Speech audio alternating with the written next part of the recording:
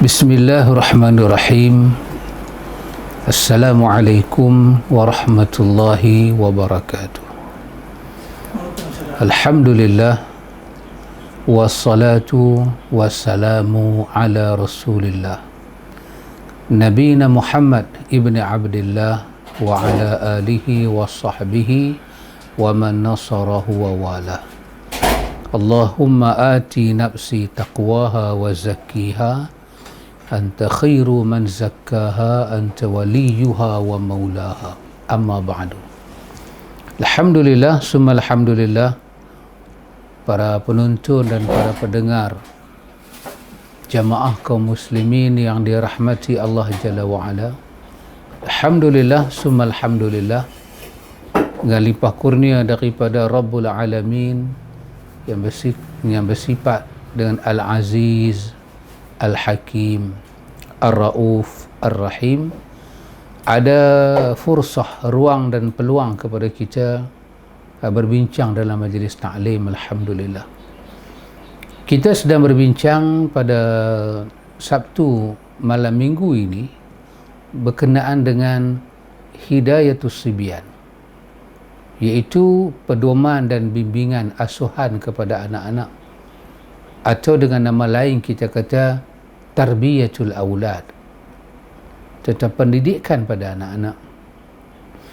Peringkat awal ini kita masih lagi berbincang. Sebelum kita masuk kepada isi perbincangan, kita masih lagi berbincang tentang perkara-perkara asas bagi ibu dan bapa. Yang menjadi tumpuan di sini adalah ibu dan bapa. Saya nak memulakan perbincangan kita pada waktu ini dengan nak menyebut bahawa semulia-mulia pendidik adalah ibu dan bapa. Jadi ibu dan bapa jangan meninggalkan tugas mendidik, kerana di situ berhimpun dua kemuliaan. Kemuliaan yang pertama, kemuliaan ibu dan bapa. Jadi seorang ibu, jadi seorang bapa cukup mulia dengan kedudukannya yang tinggi, sehingga kan boleh saya gunakan perkataan yang saya rasa tidak keterlaluan, iaitu perkataan apa? Syurga anak-anak ada pada ibu dan bapa. Restu anak-anak, restu ibu dan bapa menentukan syurga anak-anak. Saya rasa perkataan itu agak tidak keterlaluan. Dikatakan sebagai redha Tuhan itu, bagaimana Tuhan pandang kita. Tuhan juga memandang bagaimana kita melayan ibu dan bapa. Jadi kedudukan ibu dan bapa itu kesemua kita tahu cukup mulia dan amat mulia. Jadi bayang, kedudukan yang mulia itu diseragamkan lagi, disandingkan lagi dengan suatu persandingan yang indah. Orang yang mulia ini menjadi murabbi, menjadi mursyid.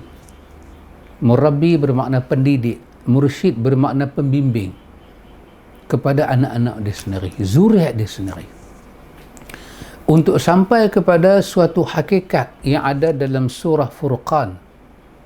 Ya Allah sebut tentang ibadur rahman, Rabbana hablana min azwajina wa dhurriyyatina qurrata a'yun waj'alna lil muttaqina imama. Ibu dan bapa mendidik anak-anak supaya sampai kepada qurrata a'yun. Rabbana hablana min azwajina wa dhurriyyatina. Min azwajina, daripada pasangan hidup kami. Kalau seorang lelaki dia mengharapkan pasangan hidup dia isteri dia, maka dia didik isteri dia. Jadilah suami pendidik, suami pembimbing, suami yang murabbi, suami yang mursyid kepada isteri.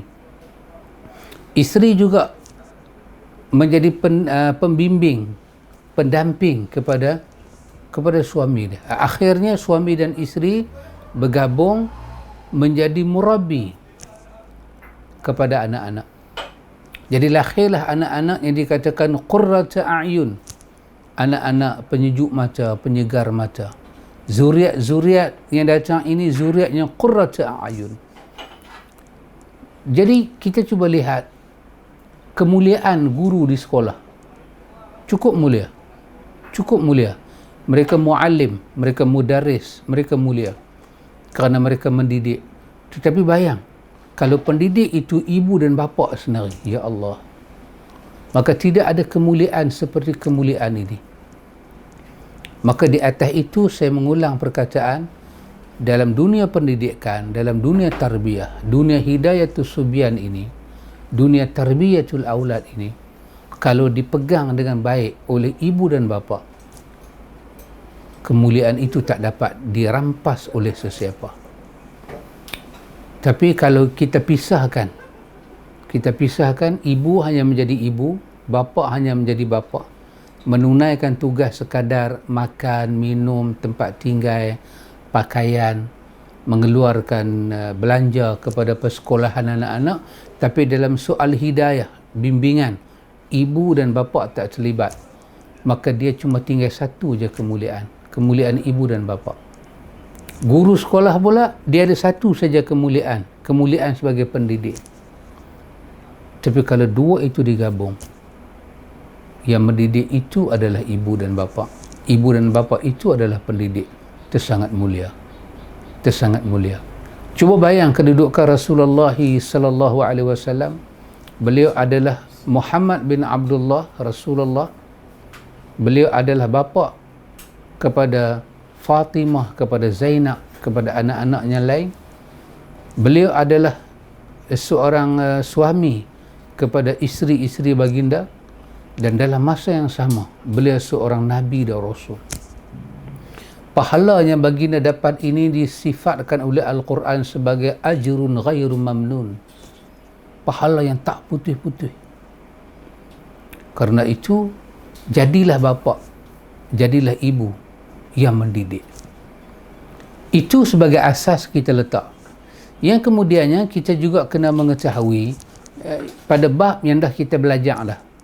Bab yang kita belajar awal-awal pertemuan kita, iaitu bahawa bila kita mendidik anak-anak, kita kena jaga dia punya manhaj pendidikan. Iaitu apa dia? Al-jazmul mutabiqu lil haqqi an dalilin. Ini adalah manhaj pendidikan. Bahawa tujuan daripada pendidikan itu, objektif daripada pendidikan itu, motif daripada pendidikan itu supaya anak-anak dapat al-jazmu, ketetapan hati terhadap benda yang kita nak didik. Kita nak bawa anak kita ke arah Tuhan sebagai contoh, maka hati anak-anak kita tu kena jazam, kena kukuh, kena kuat, kena sabat, kukuh, tak berubah. Kalau kita beri pendidikan pada anak-anak, kita gagal memastikan kekukuhan, bermakna pendidikan kita itu tidak kukuh, anak akan berubah. Al-jazmu bermakna anak mendapat keyakinan-keyakinan dalam pendidikan, yang keyakinan itu tidak ada syak dan tidak diragukan. Dia tak berubah. Jadi ibu dan bapa bila mendidik anak-anak, mestilah ke arah supaya anak itu mendapat keyakinan dalam hidup mereka. Dan untuk sampai kepada keyakinan itu, kita kena ingat kaedah yang kedua. Perkara itu kenalah al-mutabiqu lil haqqi. Benda tu jalan seraksi, benda tu muafakat dengan kebenaran. Jangan ambil bahan-bahan khayal, mengganggu emosi, barang-barang fantasi, barang-barang yang tak wujud, itu dijadikan sebagai ingredient pendidikan. Ini salah. Sebab barang-barang ni kalau dia masuk dalam hati anak-anak dan dia duduk dalam hati anak-anak, dia bermukim dalam hati anak-anak dan dia tak keluar, maka anak-anak akan menghadapi masalah ke depan. Anak-anak akan percaya benda khayal, benda fantasi, benda tak wujud, benda dongeng. Tak boleh. Benda yang kita nak didik anak-anak kita ini adalah benda yang al-mutabiqu lil haqqi. Benda tu bersesuaian dengan kewujudan kebenaran itu. Dan yang ketiga, untuk memastikan kebenaran itu, benda yang kita wujud itu benar, kita kena pastikan manhaj yang ketiga itu apa dia? Dalil an dalilin. Setiap pendidikan kepada anak kita, kepada anak-anak kita ada hujah dia, ada petunjuk dia, ada dalil dia, ada sokongan dia. Dan benda yang paling asas untuk kita jadikan bahan sebagai dalil adalah kalamullah, wahyu ilahi, Al-Quran, dan petunjuk Nabi, kekasih Allah dan kekasih kita, salawatullah wa salamuhu alaihi. Ini dikatakan sebagai apa dia? Sebagai asas. Kita sebagai ibu bapa nak mendidik anak-anak, ini adalah asas kita. Kemudian perkara yang berikutnya, setelah kita tahu perkara ini semua, barulah kita bergerak. Kita bergerak kepada platform yang pertama, apakah yang kita nak kena didik anak-anak kita? Apakah yang kita nak kena didik anak-anak kita? Asal tadi kena ingat, pendidikan kena pergi kepada jazam, kukuh, pengukuhan. Kalau kita kata kita didik agama pada anak kita, agama itu kena jazam, kena kukuh masuk dalam hati anak kita. Macam mana kita nak pastikan dia kukuh? Mestilah benda yang kita jadikan bahan pendidikan itu, benda yang kebenaran. Untuk memastikan benda itu benar, cuma satu ya cara dia, dalil. Kita kata malaikat ada, kita kata siksa kubur ada, kita kata akhirat ada. Mana dalil dia? Maka dalil itu mesti datang daripada Quran dan As-Sunnah. Kalau ketiga benda ni, kalau dua benda di belakang ni kita boleh pastikan dalil itu memang perkara yang kita didik itu perkara benar dan dia di atas dalil, maka bila kita ulang pendidikan seperti itu, maka akan terciptalah al-jazmu, pengukuhan hati. Hati akan hilang syak, hati akan hilang keraguan apabila dia disertakan dengan bukti-bukti, dalil-dalil dan hujah-hujah ke atas perkara itu. Sebagai ibu dan bapa, kita kena tahu perkara ini dengan teliti. Baik. Perkara yang akan kita didik anak kita dalam episod yang kita nak berbincang ini ialah kita balik kepada apa yang kita sebut awal hari itu dalam pendidikan. Perkara yang kita kena didik anak kita pertama sekali. Bayang saya ambil balik yang silam, yang pelajaran kita silam, ada 4 perkara, ada 4 asas kena simpan dalam kepala ibu dan bapa. Apa dia? 1, kena ada ilmu. Yang kedua, ibu bapa kena tahu kata ilmu yang dia ada itu dia kena amal. Yang keempat, dia kena sampaikan. Yang kelima, dia kena bersabar di atas segala ujian kesakitan. Sebagai ibu dan bapa, kita kena simpan ilmu dalam kepala kita, sebab ilmu itu kita nak tumpah pada anak-anak kita. Ilmu yang ada pada kita itu kita amalkan, sebab dalam dunia pendidikan, apa yang kita cakap dia kena serasi dengan apa yang anak tengok, anak dengar dan realiti kehidupan. Kalau kita cakap tentang sembahyang, tutup aurat, itu pendidikan, tapi anak tengok dalam keluarga tak ada sembahyang, realiti tak ada sembahyang, dia dengar sembahyang, mata tengok tak sembahyang, maka dia tak akan jadi jazam. Pendidikan dia kena seimbang. Jadi kerana itu, ini bukan sahaja bahan yang kena ada dalam mak bapak, bahan ini juga kena ada kepada anak-anak, sebab anak-anak dia akan membesar dan dia juga akan ada anak. Jadi itu kena tahu dulu. Kita kena amal dengan apa yang kita sampaikan pada anak-anak kita. Kita kena amal, kita kena ada ilmu, kita beramal, kita kena simpan, kita kena sampaikan dan kita kena sabar. Lepas itu, kita ambil perkara yang pertama, ilmu. Ilmu yang kita nak ambil sebagai bahan pendidikan pada anak-anak. Ambil ilmu itu, dia kena duduk di bawah manhaj tadi. Ilmu yang jazam, yang mutabiq lil haqqi an dalilin. Ilmu tu tak boleh kosong. Ilmu tu tak boleh tak ada hujah. Kalau dia ilmu, dia dikatakan ilmu tapi tak ada dalil, maka dia bukan ilmu. Dia kalam faragh, kalam kosong, kalam dongeng.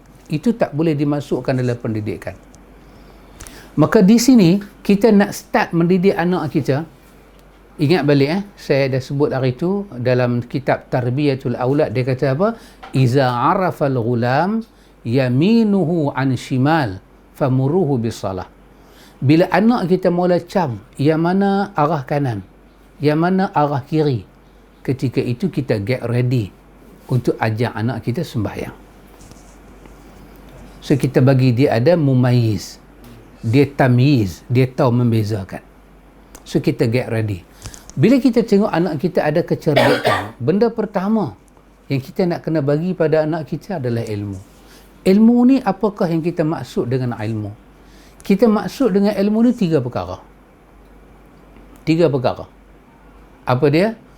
Benda yang pertama kita kena sampaikan pada minda dia, hati dia dan budi dia, ma'rifatullah. Dia kena kenal Allah. Yang kedua, ma'rifatun nabiyyihi. Dia kena kenal nabi dia.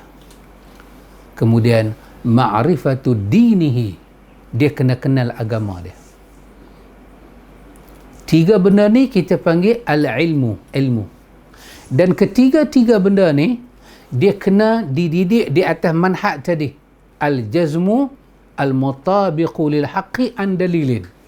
Menyebut sesuatu tentang Tuhan pada anak-anak, menyebut sesuatu tentang Nabi pada anak-anak, menyebut sesuatu tentang agama pada anak-anak, dia mestilah ada dalil, dan perkara kita sebut itu kena seragam dengan dalil, dan kita kena proses yang kita cakap itu sampai menjadi pengukuhan kepada anak kita.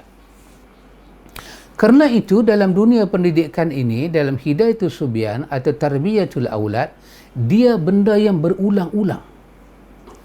Kadang-kadang satu benda kita sebut 3 kali, kadang 7 kali. Bahkan pernah sahabat kata, Abdullah bin Umar kata, Nabi menyebut satu perkara sampai 21 kali. Kenapa ikhwan? Untuk menangkap, untuk ingat, untuk bagi ingatan tu balik.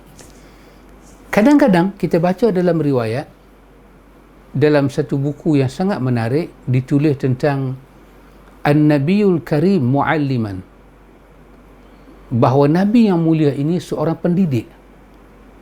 Penulis menyebut apa dia ikhwan? Kadang-kadang untuk menyampaikan pendidikan ini, Nabi sentuh, berlaku sentuhan. Kadang-kadang kita habaq kepada anak kita.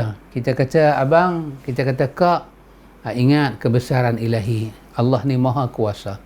Bila kita sebut tentang Allah maha kuasa, kekuasaan Tuhan yang kita bagi kat dia itu, dia kena muafakat dengan kebenaran. Pasal itu Allah menyebut tentang manzurah dan makru'ah. Allah menyebut tentang alam yang dapat dilihat dan yang dapat dibaca Al-Quran. Yang mana kita baca dalam Quran dapat lihat pada alam. Kadang-kadang kita pegang bawah anak kita pegang tangan dan kita heret dia keluar, bagi dia tengok alam dan kita berbicara tentang alam. Maka kita nak sampaikan pada anak kita tentang Tuhan, tentang ma'rifatullah, ma'rifatun nabi, ma'rifatud din. Baik, ketiga-tiga ini di atas manhaj tadi. Motifnya ialah supaya anak kita mendapat pengukuhan hati, ketetapan hati, mendapat i'tiqad yang benar, keyakinan yang benar, akidah yang tulen. Untuk mendapat itu, kesemuanya itu kena di atas platform dalil. Kerana benda berdalil sahaja, dia boleh disandingkan dengan kebenaran. Masa kita menyampaikan tentang Allah kepada anak-anak kita, kita menyampaikan tentang perkara ini kepada anak-anak kita, maka kita kena tahu. Dalam kita bercakap tentang ma'rifatullah ni, apakah benda asas kita nak cakap pada anak kita? Ada 3 benda asas yang kita kena sampaikan pada anak kita. Dalam benda ma'rifatullah, kita nak bawa dia kenal Tuhan, ada 3 benda asas yang kita kena melalui. Kalau kita tahu 3 benda asas ni, baru kita tahu apakah motif kita mendidik anak kita kenal Tuhan. Bukan kita nak ajak anak kita Allah itu wujud, lawannya Adam. Allah itu ada, lawannya tak ada. Kerana kalau kita ajak anak kita mengapai, dia punya bawa'is tak sampai, objektif dia tak sampai. Kita ada asyraful bawa'is, kita ada semulia-mulia objektif. untuk didik anak-anak kita. Baik, kita bagi tahu tentang kewujudan Allah, kebesaran Allah, kita kena semayang, kita kena puasa, kena tutup aurat. Apakah motif di atas benda itu? Ada 3 benda penting. Bila kita menyampaikan kepada anak kita tentang perkara ini, perkara tentang Allah Ta'ala ini sebagai, kita katakan sebagai tarbiyatul ula, langkah pertama mendidik anak-anak. Bila kita cakap benda ni, kita kena sampaikan pada anak kita, ataupun saya kata kalau tak sampai pada anak kita, dalam pemikiran kita sebagai pendidik, ibu dan bapa, kita kena simpan 3 asas ni. Apa dia? Yang kita nak sampai tentang Tuhan pada anak kita, apa dia?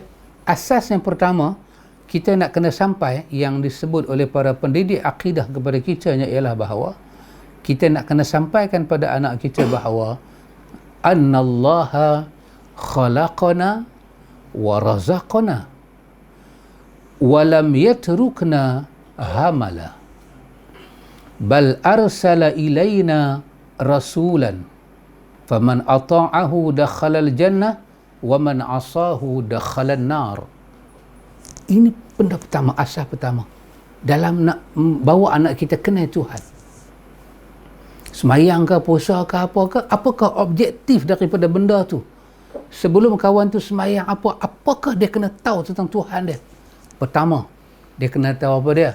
Annallaha khalaqana, bahawa Allah pencipta dia. Saya tak tahu lah ni tanggungjawab apa, kecil ke besar. Bila anak kita semayang, anak kita puasa, anak kita ketutup aurat, anak kita kena tahu benda ni. Apa dia? Allah pencipta dia. Satu. Ini dalam konteks yang pertama. Dia kena tahu wa razaqana, Allah pencipta dia, bahawa urusan rezeki hidup dia Allah yang tentukan. Bukan Allah tentukan, bahkan Allah yang mencipta rezeki itu pada dia. Rezeki asal tak ada. Allah yang buat rezeki untuk anak-anak. Dan dia kena tahu apa dia? Walam yatrukna hamala. Baca dengan ha besar, hamala. Maksudnya apa dia? Tuhan tidak membiarkan kita terbiak begitu sahaja. Bahkan arsala ilaina rasula, Allah menghantar kepada kita utusan dia. Kenapa? Faman ata'ahu dakhalal jannah, siapa yang taat utusan Allah Ta'ala ini, ketaatan itu membawa ke syurga. Wa man asahu dakhalan nar, siapa yang derhaka utusan ini, dia membawa ke neraka. Okey, kita berhenti di situ. Kesimpulan daripada perkara pertama ni, kita nak sampai pada anak kita, sebelum anak kita start semayang, sebelum start puasa, sebelum kita bercakap tentang akhlak, sebelum kita bercakap tentang ukhuwah Islamiah, anak kita kena tahu bahawa Allah pencipta dia, Allah yang bagi rezeki pada dia, Allah cipta dia bukan secara sia-sia.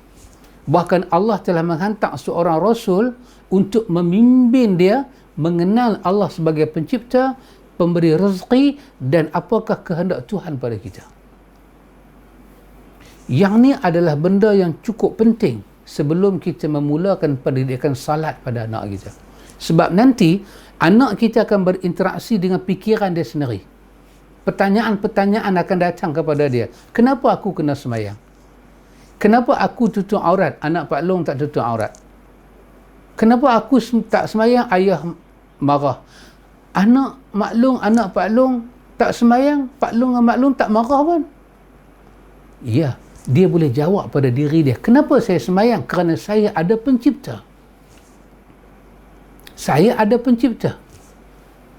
Asasnya ialah kita bila mencipta satu benda, kita akan jaga benda ciptaan kita. Kita tak akan biar dia layu, kita tak akan biar dia rosak. Dan kalau benda yang kita cipta itu benda hidup, kita nak penghormatan daripada benda kita cipta kepada kita sebagai Tuhan dia. Allah mencipta kita daripada tak ada kepada ada. Maka Allah itu pencipta kita. Jadi apakah satu cara kita berinteraksi dengan pencipta kita? maka Allah cipta syariat-syariat dia. Yang syariat-syariat ini merupakan syiar kepada Allah. Syiar kepada agama Allah untuk membawa kita kepada Allah. Supaya anak kita, dia boleh jawab sendiri tentang urusan dia. Dia susah, dia senang. Dia berjaya, dia gagal. Bahawa keseluruhan ini, rezeki kehidupan itu bukan sahaja Allah bagi, bahkan Allah yang mencipta. Bagi lain bab, ikhwan. Bagi ni benda dah ada. Cipta ni benda tu tak ada lagi, dia cipta. Rezeki kita ni tak ada lagi, kosong, dia cipta. Lepas dia cipta rezeki, dia sandingkan rezeki itu dengan masa kita, situasi kita, tempat kita.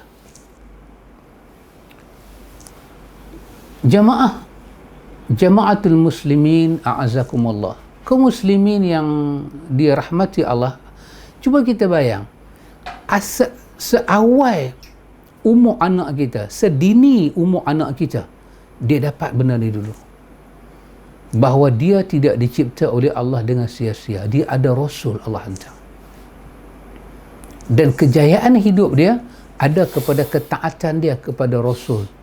Kegagalan hidup dia ada pada penderhakaan dia pada Rasul.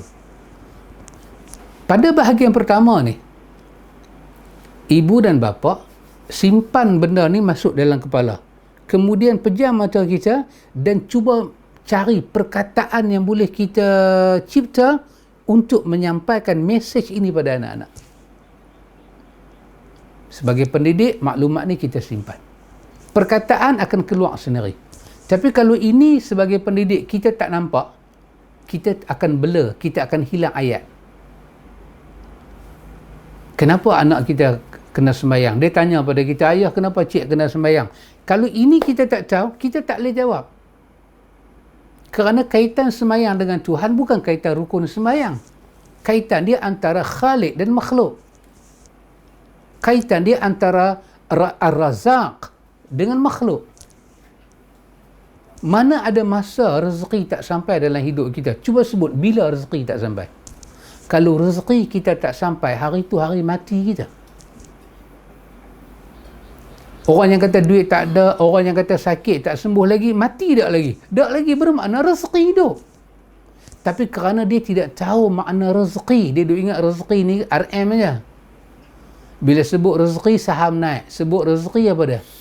Ekonomi kita cantik, ekonomi kita pulih. Itu dia nampak rezeki. Yang dia duk bercakap, tubuh badan dia ni hari-hari, dia tak nampak itu sebagai satu. Kenapa ikhwan? Kerana kegagalan dia memahami kotak pendidikan. Bahawa Allah sebagai pencipta, Allah pemberi rezeki, dan Allah tak pernah cipta kita, Allah tak pernah tinggal kita dan biarkan kita keseorangan. Sehingga Allah kata dalam ayat dia, ayah sabul insan an yatruka sudah. Akhir daripada surah Qiyamah. Adakah manusia menyangka dia dibiarkan begitu sahaja? Tak, Tuhan tak biar kita. Tuhan jaga kita, Tuhan awal kita. Nanti anak kita boleh jawab, kenapa semua benda dalam hidup dia kena contoh Rasul? Kerana Rasul itu utusan yang dihantar oleh Tuhan. Hubungan Rasul itu dengan Tuhan. Kenapa bila umur anak kita 7 hari keluar, kita sibuk-sibuk nak kekah, kita sibuk-sibuk nak belah mulut, kita sibuk-sibuk nak cukur kepala, nak azan, nak bubuh nama, biar apilah sampai 120 hari pun. Tak, kenapa kita nak buat cepat-cepat? Kerana kesemua itu diajak, dibimbing oleh Rasul, utusan Tuhan. Ini insan yang berhubung dengan Tuhan. Kenapa semayang ni nak kena semayang dalam waktu yang 5? Kerana itu diajak oleh Allah kepada utusan dia. Dalam dunia ni, kita tidak memerlukan pembimbing yang lain selain daripada utusan Allah. Ini perkara yang pertama, duduk dalam al-ilmu. Bahawa kita kena sampai apa pada anak kita?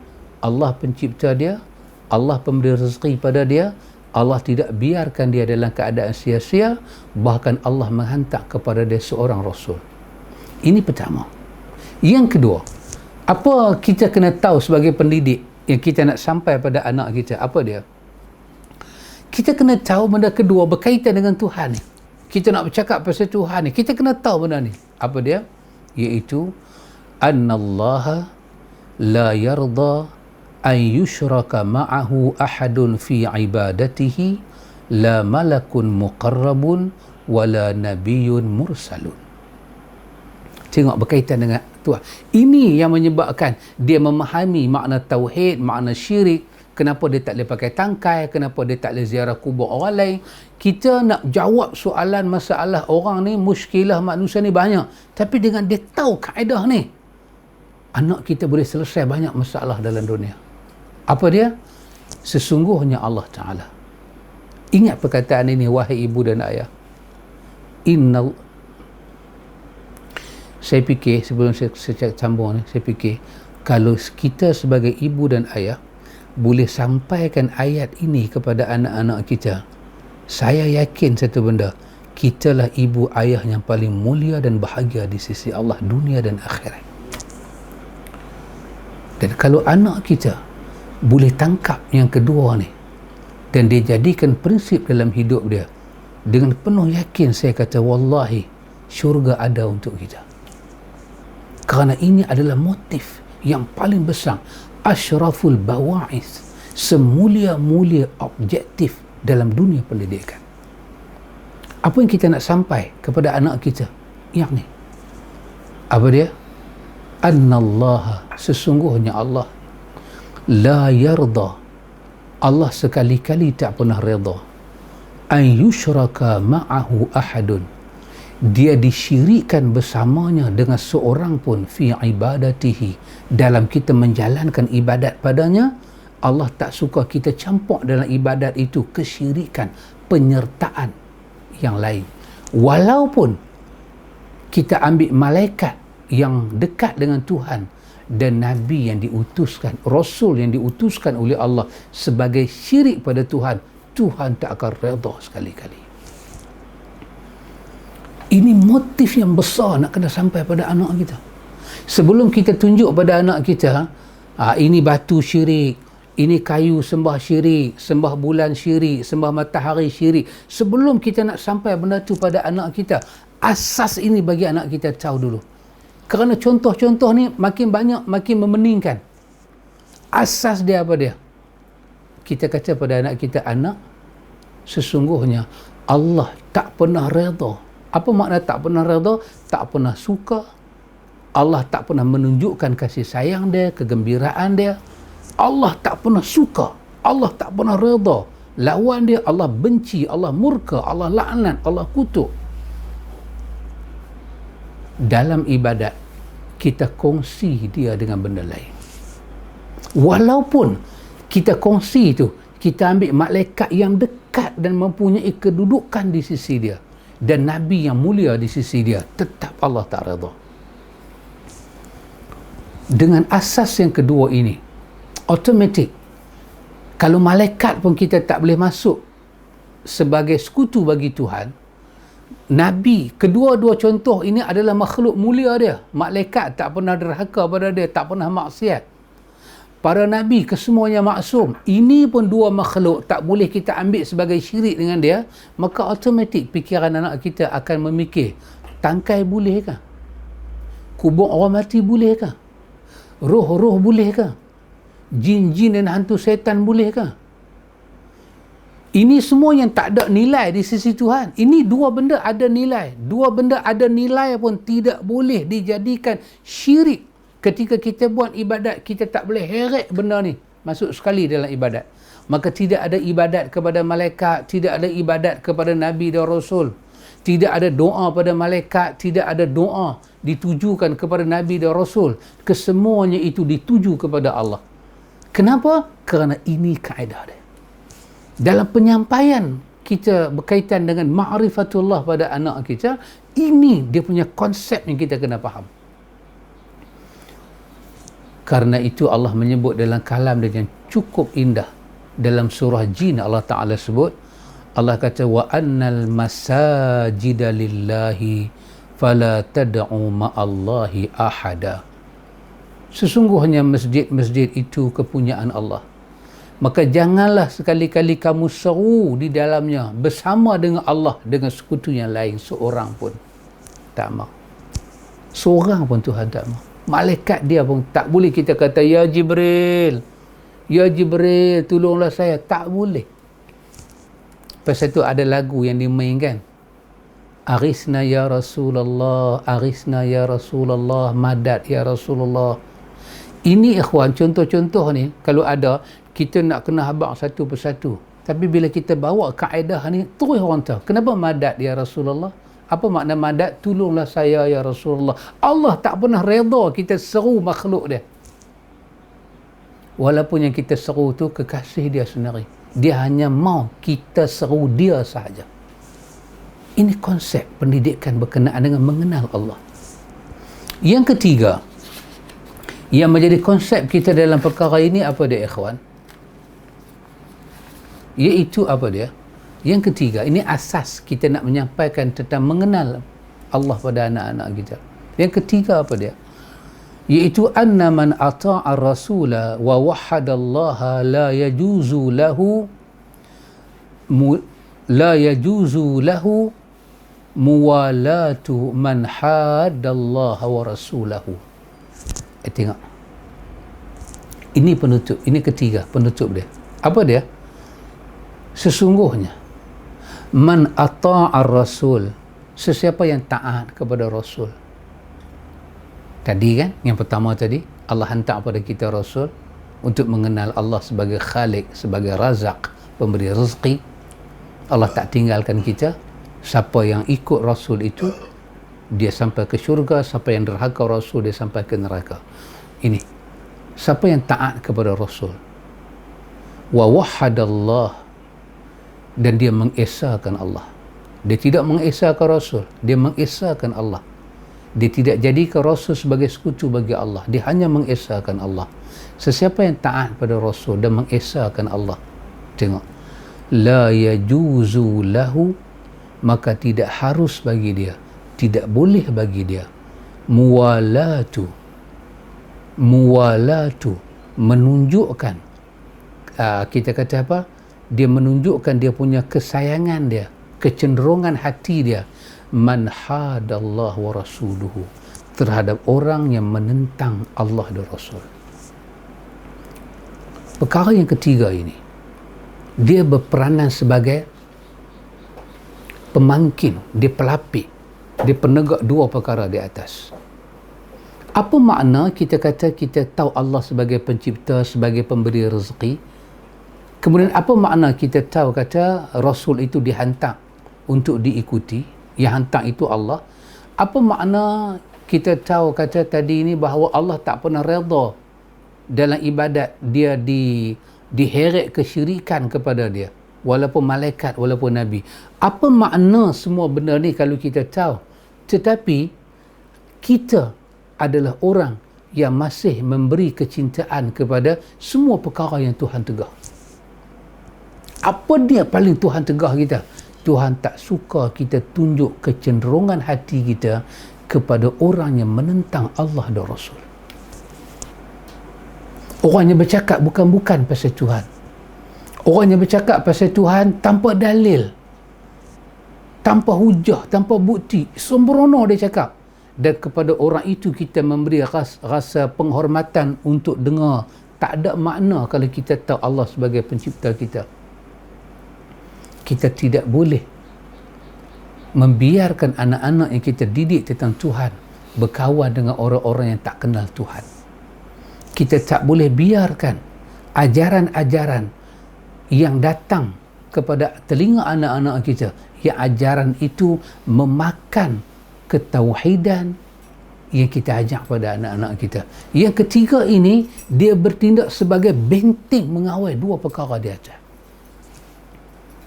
Apabila kita sebut tentang mengenal Tuhan, ketiga-tiga ini adalah dia punya asas tunjang. Nak kenal Tuhan apa? Nak kenal Tuhan sebagai pencipta, sebagai bagi rezeki. Ya. Dan nak kenal dia macam mana? Melalui Rasul yang dia hantar, wahyu yang dia buat turun. Pasal itu manhaj pendidikan, dalil dan muafakat dengan kebenaran, seraksi dengan kebenaran. Ya. supaya nak mencipta satu jazam, pengukuhan hati pada anak-anak. Anak-anak kita kena tahu bahawa dia tak boleh beribadat melainkan pada Allah. Kenapa? Kerana Allah tak pernah redha. Dan dia kena tahu dia tidak boleh mengorbankan keyakinan dia kepada Allah. Ia telah dia dapat dengan pendidikan yang betul. Kerana sifat kepada orang yang mendapat pendidikan tentang Allah dan Rasul, dia tidak boleh membiarkan diri dia mengasihi selain daripada Allah dan Rasul. Kalau ketiga perkara ini kita boleh ajak kepada anak-anak kita, kita boleh sampaikan kepada anak-anak kita, kita boleh beri penjelasan pada anak-anak kita. Ketiga-tiga perkara ini dia menggambarkan suatu kedudukan suci hubungan kita dengan Tuhan. Allah pencipta kita. Daripada kita tak ada, dia cipta kita ada. Dia cipta rezeki kita. Dia cipta Rasul untuk bimbing kita. Dan kita kena dengar pada Rasul itu. Dan kewujudan kita di alam ini bukan sia-sia. Bermakna ada benda Tuhan nak Rasul sampaikan pada kita. Kita kena get ready. Lepas tu, Allah yang menjadi pencipta kita, dia tak pernah redha kita syirik pada dia.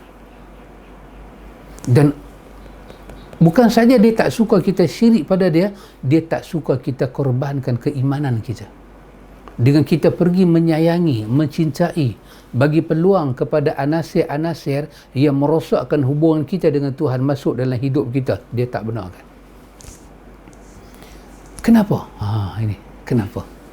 Ketiga-tiga benda ini kita ikat sekali, dia membawa kita kenal satu sifat agama. Kenapa? Kerana ataupun saya boleh kata macam ni, isteri kita, contoh perempuan senang, tengah-tengah malam ni sebut perempuan syok lagi. Macam Umak katakan, Umak jadi perempuan, saya aku tak ada perempuan, tak boleh berlakon lah Tuan Director. Umak jadi perempuan. Kenapa perempuan? Isteri kita, kalau kita jalan dengan dia ke, ataupun kita cerita kat dia ke, kita kata, ada perempuan duk tunggu bus stop, seorang-seorang dia pakai tudung elok juga. Mana dia lebih suka? Dia lebih suka kita cerita ke kita tak cerita? Jangan jawab. Dengar. Dia lebih suka yang mana? Katalah melintah tepi kita, perempuan melintah. Kita tak cakap apa pasal benda tu. Yang tu kan dia lebih suka, ataupun kita report kat dia. Kita kesian tengok perempuan tu, segak-segak kasut patah. Dia tak kata apa, tapi yang mana dia lebih suka? Kita ambil tahu ke kita tak ambil tahu? Saya fikirlah, dia lebih suka kita tak ambil tahu. Soalannya, why? WHY. Kalau WHO, KKM. WHY. Kenapa? Ya ikhwan, ini nama dia apa dia? Ini adalah nama dia kesucian hubungan. Di mana kalau satu pihak dia rasa hubungan dia tak suci, dia terancam. Ini adalah satu contoh yang saya katakan untuk pada menyatakan kenapa ini kita nak sampaikan pada anak kita. Sebelum kita habaq kekuasaan Tuhan begitu, Tuhan begini, kita bagi tak asas. Allah pencipta kita, dia bagi rezeki dengan kita, dia tak suka dia disyirikkan, dan dia tak suka kita menunjuk kasih sayang dan ketundukan kepada benda yang menghala ke arah lawan dia. Dia tak suka. Kenapa? Kerana ketiga-tiga ni kita bulat untuk mencipta satu perkara, nama dia yang disebut oleh para ulama sebagai Hanifiyah. Hanifiyah ni maksud dia apa ikhwan? Agama yang suci, kesucian hubungan. Tuhan nak kita tunjuk tazallul kita. Apa dia? Tuhan nak kita tunjuk apa dia? Kita punya tazallulu lillah, yang apa dikatakan mahabbatan wa ta'ziman. Allah suka kita tunjuk kerendahan diri kita pada Allah, yang kerendahan diri itu datang daripada benih apa? Benih kita rasa hina depan Tuhan. Kita tak ada, Tuhan bagi kita ada. yang daripada itu tercipta suatu kesayangan pada Tuhan, dan kita sampai peringkat mentakzimkan Tuhan dengan perbuatan kita, dengan perkataan kita. Agama ini dia mengharap kepada kita ada hanifiyah, milah Ibrahim, milah yang hanif. Apa dia? Ketundukan kita pada Allah yang bersih. Jadi Allah tak mau kita kata ada pencipta lain, pemberi rezeki yang lain, kita syirik dia dengan benda yang lain, dan kita merosakkan hubungan kita dengan dia. Tuhan tak mau. Tuhan tak mau. Tuhan nak hubungan ini terjalin dengan bersih. Dan fitrah ini bukan kita dengan Tuhan, ada pada semua keadaan hidup kita, kesucian dalam berhubung. Pasal wanita, saya kata sebagai contoh akhir, kenapa wanita dia tahu kata suami dia nak kahwin lagi satu, dan dia tahu kahwin tu halal, Allah redha, tapi dia tetap tak seronok. Pasal apa?